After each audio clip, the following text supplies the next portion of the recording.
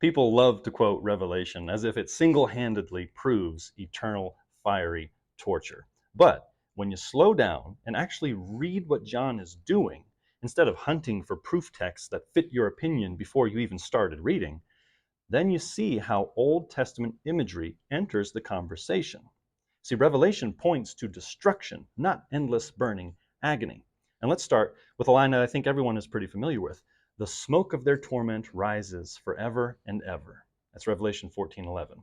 Now, traditionalists jump straight from this forever smoke to eternal, conscious, burning suffering, but that's not how John meant this phrase. He's deliberately echoing Isaiah 34, where smoke rises forever over Edom. And let me ask you something. Is Edom currently being tortured right now? Of course not. Edom doesn't even exist anymore. It's been destroyed. Forever smoke is symbolic of total destruction, not ongoing eternal suffering. But you might be thinking, okay, but what about the part of the verse that says they have no rest day or night? Okay, good. We'll deal with that. That phrase describes the terror during God's judgment, not about what happens after the judgment is finished.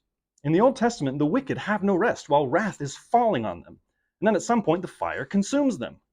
See, there's this misconception that annihilationism presents that God's going to resurrect the wicked on the last day just to immediately then poof them out of existence. No, that's not what the text says, and that's not what annihilationists say.